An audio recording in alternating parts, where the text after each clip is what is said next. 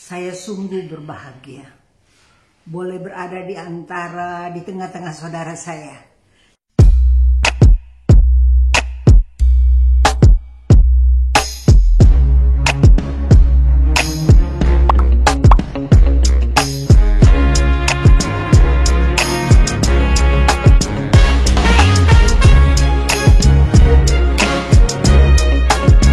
Mari kita bahas sama-sama dua karakter ketika di dalam Kristus mereka diubah.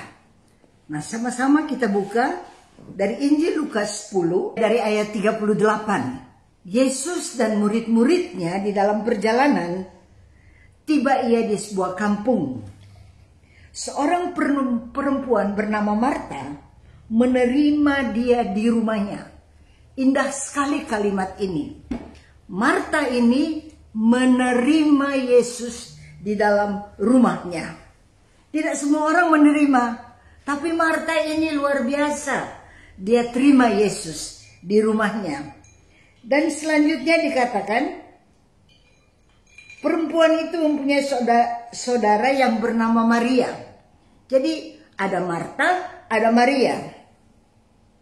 Maria ini duduk dekat kaki Tuhan dan terus mendengarkan perkataannya.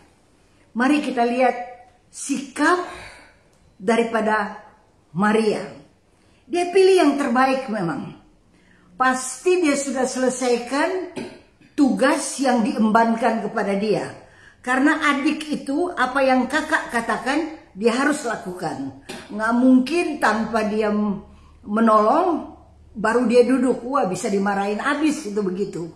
Jadi dia itu setelah selesai dia melakukan tugasnya, dia duduk di bawah kaki Tuhan. Bukan untuk pedikur. Tapi dia duduk di bawah kaki Tuhan. Kalau firman Tuhan berkata demikian, dia mau belajar. Dia merendahkan diri di hadapan Tuhan. Dia mau belajar dari apa yang Tuhan katakan. Alkitab ini bukan hanya kitab informasi, tapi Alkitab ini dia bisa transformasi kita. Firman Tuhan bisa transformasi kita. Semua kita tak terkecuali perlu ditransformasi. Pertama kita dengar informasi dulu, kemudian kita ditransformasi. Pandainya si Maria, dia cari informasi di bawah kaki Tuhan. Tapi kata firman Tuhan, sedang Marta sibuk sekali melayani. Tidak salah loh, karena yang Marta melayani bukan manusia lain, tapi dia melayani Yesus. Dan kitab suci berkata dia sibuk sekali. Nah, sekarang kita lihat ada dua bahaya. Ada dua kekurangan bisa terjadi. Maria ini, dia duduk di bawah kaki Tuhan, di mana dia dipuji oleh Tuhan. Dan karena bagus, dia mendengarkan terus informasi. Dia mau timbah sebanyak-banyaknya. Tetapi ada orang yang begitu sibuk dengan rohaninya, sibuk sekali dengan firman Tuhan, sehingga dia lalai untuk memperhatikan kebutuhan orang lain. Dia lupa karena dia begitu dipenuhi dengan rohani. Jadi ada kurangnya, ada bahayanya. Berapa banyak kita lihat orang sibuk sekali dengan firman Tuhan, sibuk sekali dengan masuk di dalam kerohanian, tapi kok heran ya, gak terlalu peduli dengan kebutuhan orang lain. Tidak terlalu peduli dengan orang lain juga perlu ditolong. Karena dia sibuk sedang mencari kekuatan, sedang mencari firman Tuhan, sedang mencari informasi sebanyak-banyaknya dari Tuhan. Jadi ada bahayanya. Tapi Marta di sini, dia sibuk lain. Dia sibuk sekali melayani.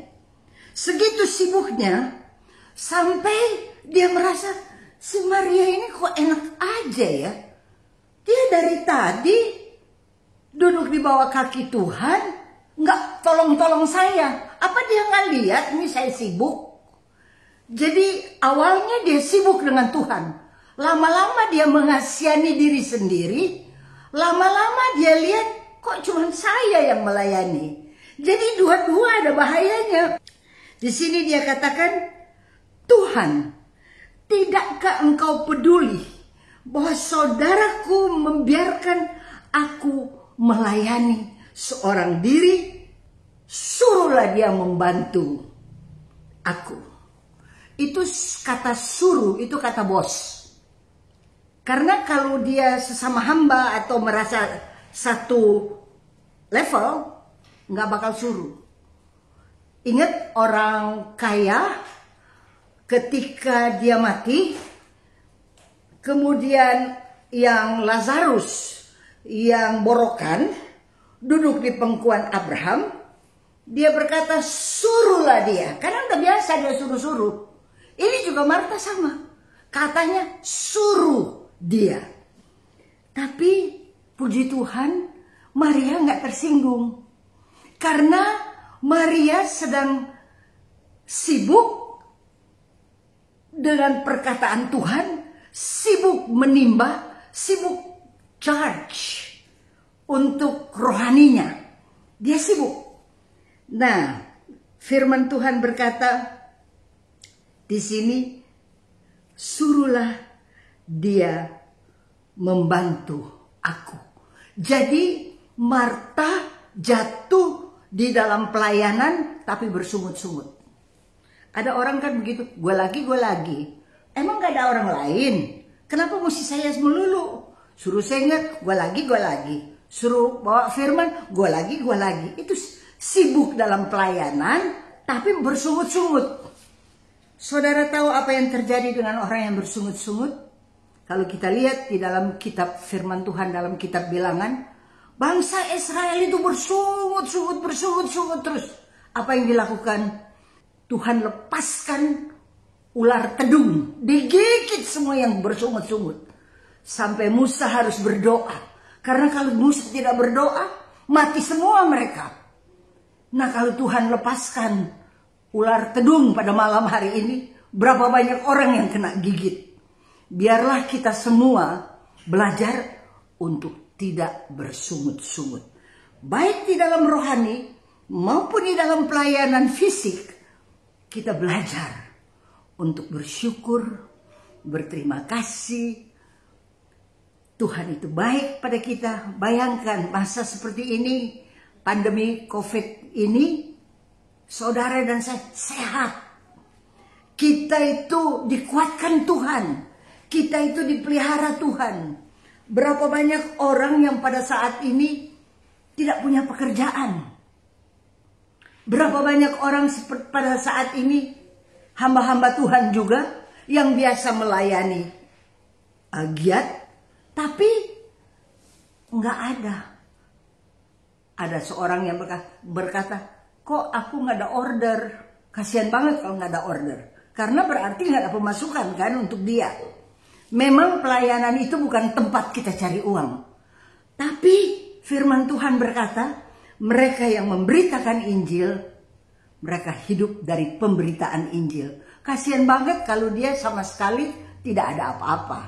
Kalau yang bisnismen sih, atau yang punya pekerjaan bagus, dia nggak melayani juga nggak apa-apa. Uang ada, deposit ada, tetap ada. Tapi yang benar-benar minim, yang benar-benar tidak ada, kasihan. Tapi Tuhan perhatikan. Tuhan tidak biarkan ujian-ujian kita semua ini peroleh. Baik yang di bisnis mereka ada ujian, di dalam rumah tangga ada ujian, di dalam rohani juga ada ujian. Nah, kita lihat Maria ini pintar banget. Dia cari informasi karena satu waktu dia perlu penghiburan. Injil Yohanes 11 ayat 32. Setiba Maria di tempat Yesus berada dan melihat dia, tersungkurlah ia di depan kakinya, dan berkata kepadanya, Tuhan, sekiranya engkau ada di sini, saudaraku pasti tidak mati. Dia perlu penghiburan. Dia tidak peluk Yesus. Dia tidak hak Yesus. Tapi Alkitab berkata, dia tersungkur di bawah kaki Tuhan. Baik di dalam Injil Lukas, dia ada di bawah kaki Tuhan. Di Injil Yohanes, ketika dia sedih banget, dia kehilangan saudaranya, dia sungguh merasa sangat amat pedih. Dia kembali datang di bawah kaki Tuhan. Dia perlu dihibur.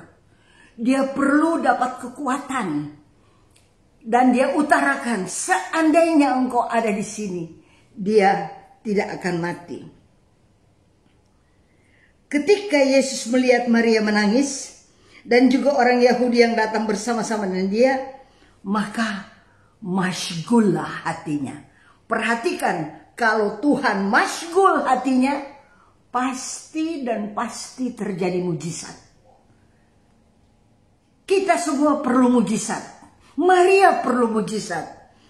Kemudian dikatakan di sini, ia sangat terharu dan berkata, di mana dia dibaringkan? Kata orang Yahudi, lihatlah betapa kasihnya kepadanya. Tetapi kepada orang-orang di antara berkata, ia yang memelekkan mata orang buta dan tidak sanggupkah ia bertindak sehingga orang ini tidak mati?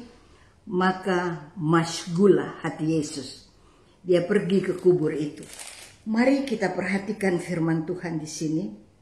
Tuhan Yesus begitu masyghul, begitu ibah, begitu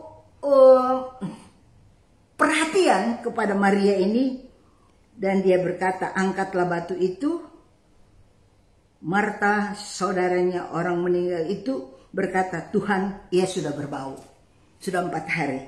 Jawab mereka, marilah Tuhan, lihat di mana, karena Tuhan tanya di mana dia dibaringkan. Jadi masalah kita bawa kepada Tuhan, karena hanya Tuhan dapat menyelesaikan setiap masalah kita. Maka kitab suci berkata di sini, maka menangislah Yesus. Tolong perhatikan kata-kata ini. Ini ayat yang pendek, sangat amat pendek. Maka menangislah Yesus. Kenapa Yesus menangis? Apakah dia menangis karena Lazarus mati? Bukan. Karena dia tahu sebentar lagi dia akan bangkitkan. Iya kan? Tuhan Yesus tahu dong, sebentar lagi dia akan bangkitkan. Jadi dia tidak menangis karena Lazarus mati. Tapi yang dia tangisi adalah orang-orang yang dididiknya, orang-orang yang dilatihnya.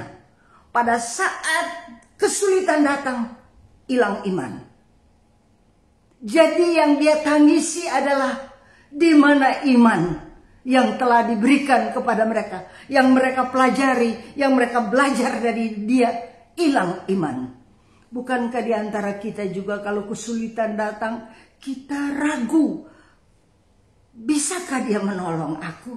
Bisakah dia sembuhkan saya? Bisakah dia tolong saya dalam keadaan seperti saat ini, keuangan menipis? Bisakah dia menolong saya? Jadi yang Tuhan tangisi bukan Lazarus. Karena dia tahu sebentar lagi dia akan bangkitkan Lazarus.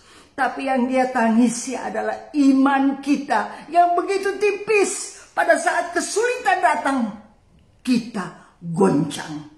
Biarlah kita belajar dari firman Tuhan ini. Seperti Maria, dia tersungkur di kaki Tuhan. Biarlah kita sekalian. Dan ketika dia tersungkur, pasti dia ingat, beberapa waktu yang lalu aku berada di kaki yang sama. untuk belajar firman Tuhan dari Yesus. Kemudian Tuhan, kita kembali ke Injil Lukas. Yang satu kan bersungut-sungut, ngomel aja kerjaannya. Dia sih rajin bikin martabak, bikin fuyung hai, bikin capcay, bikin ayam woku barangkali. Dia bikin semuanya, si Marta. Tapi mulutnya nggak berhenti, marah-marah. Gue lagi. Itu ngapain itu gue ngapain? Kemudian Tuhan menjawab, Marta, Marta,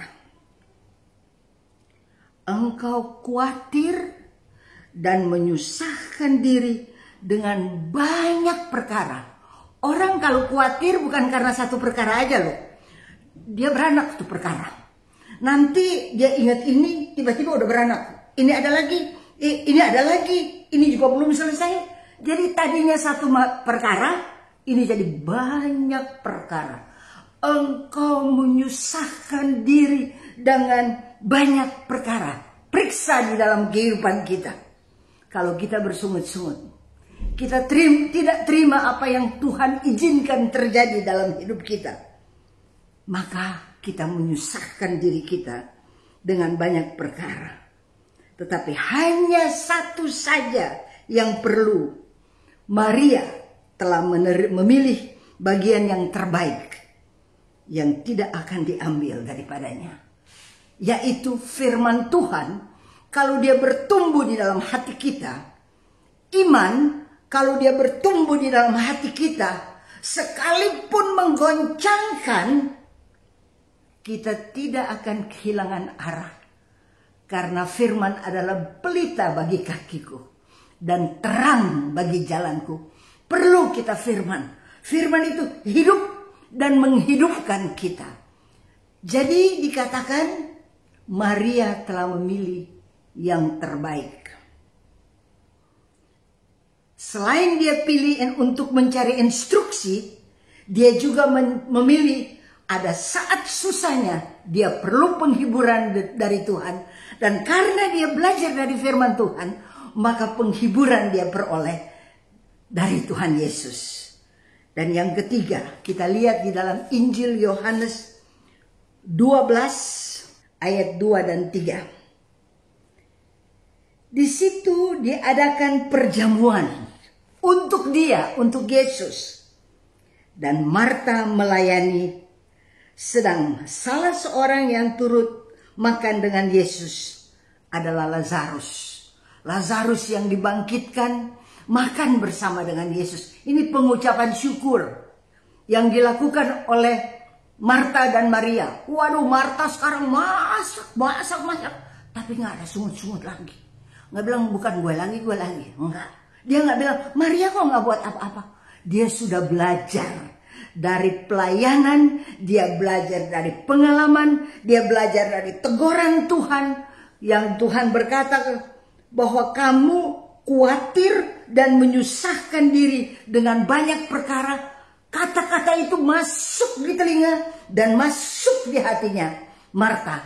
Jadi ketika dia harus masak banyak sebagai tanda pengucapan syukur untuk Lazarus, di mana Yesus diundang, nggak ada tuh di sini sungut-sungut dia, tapi dia melayani, kata firman Tuhan. Dan Maria mengambil setengah kati minyak narwastu murni yang mahal adanya. Ada kan orang katanya sayang mama, sayang papa, sayang kakak, sayang adik. Tapi kalau pas mati coba lihat. Di peti semua orang mesti kasih minyak wangi. Minyak wangi bukan angel, tapi 4711. Itu paling murah tahu. Tapi ketika Maria dia mendapat kesempatan untuk membuktikan dia bersyukur, untuk membuktikan dia berterima kasih, apa yang dilakukan? Minyak narwastu yang mahal, kata firman Tuhan di sini, Dia meminyaki kaki Yesus dan menyekanya dengan rambut, dan bau minyak semerbak di seluruh rumah. Sampai hari ini kita bisa cium betapa harumnya pelayanan daripada Maria. Betapa bau sedapnya pelayanan daripada Maria. Jadi dia mempersiapkan diri untuk 3 hal. Pada saat dia instruksi pertama, pada saat dia menerima instruksi, pada saat dia sedih, dia cari penghiburan di bawah kaki Tuhan. Dan pada saat Tuhan datang lagi di rumah untuk mengucap syukur, apa yang ada padanya? Minyak narwastu yang murni, yang mahal harganya, dia tuang. Tuang kemana? Bukan ke badan, ke kaki. Kaki kan paling kotor. Tapi dia tuang ke kaki. Sesudah itu serbetnya, lapnya, dia pakai rambut. Rambut itu untuk perempuan, itu mahkota. Makanya kan kalau orang Israel, orang Timur Tengah, itu rambutnya panjang-panjang. Gak yongonskop kayak kita begini. Kita kan mau praktis, makanya pendek. Tapi sesungguhnya seorang perempuan, kalau rambutnya panjang, itu indah sekali.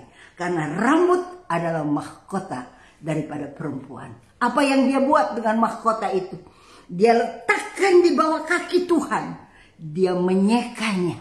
Dia lap kakinya dengan rambutnya. Betapa indah. Bahwa mahkota yang paling dia banggakan, dia taruh di bawah kaki Tuhan. Biarlah kita sekalian, yang kita banggakan, kita taruh di bawah kaki Tuhan. Jadi kita lihat Maria ada banyak kelebihan, tapi bisa juga kalau dia hanya memperhatikan rohani, bisa-bisa dia tidak peduli dengan kebutuhan orang lain. Tapi untung Maria peduli. Marta bersungut-sungut, marah-marah. Akhirnya dia melayani diri sendiri, bukan melayani Tuhan lagi. Tapi ketika dia belajar dari Tuhan, Marta, Marta, engkau khawatir dan menyusahkan diri dengan banyak perkara.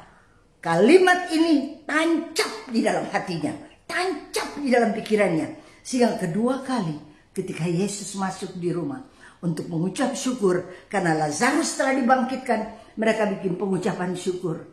Maria buat, masak, melayani, tak ada sungut-sungut lagi. Marta sudah tidak ada sungut-sungut lagi. Maria memberi yang terbaik, minyak narwastu yang murni mahalnya, dia tuang di kaki Tuhan. Biarlah kita kalau melayani Tuhan, jangan bawa kalkulator, untung rugi, untung rugi, untung rugi. Tapi kita bawa hati kita kepada Tuhan sebagai tanda syukur. Terima kasih Tuhan, kami boleh melayani Engkau.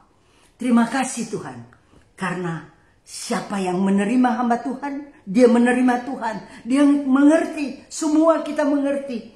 Biarlah saudara-saudara, kita sekalian belajar baik dari Maria maupun dari Marta. Dua-dua punya kelebihan, dua-dua punya kekurangan. Tetapi yang dipuji adalah diambil yang terbaik. Dan biarlah kita sekalian tinggal dalam yang terbaik itu. Jangan sampai kita kepleset, terlalu rohani, sehingga tidak lagi perhatikan kebutuhan orang lain. Orang ketok-ketok di jendela mobil, kasihan Bu, kasihan. Kita sibuk kipas. Biarlah kita sekalian mempunyai hati.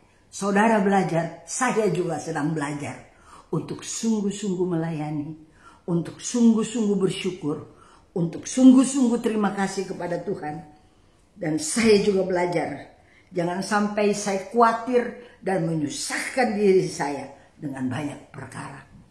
Biar perikop ini tentang Maria dan Marta, kita belajar, semua kita belajar. Dan kita tahu kita mau melayani. Dan kalau kita melayani, dia tuang itu minyak narwastu, seluruh ruangan bau harum. Biar kehidupan saudara dan saya di dalam pelayanan ini harum. Karena yang kita layani adalah Yesus. Dan kita layani dengan hati penuh pengucapan syukur. Puji nama Tuhan. Dan saya percaya kita semua belajar. Dari hari ke hari kita makin indah di dalam Tuhan. Biarlah semua orang melihat kita dan mereka berkata, harum.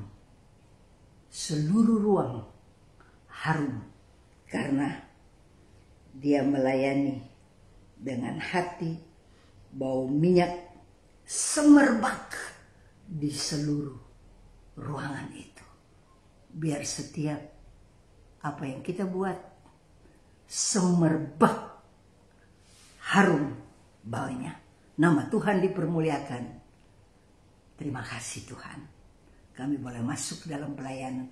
Tidak bersungut-sungut lagi. Tidak marah-marah lagi.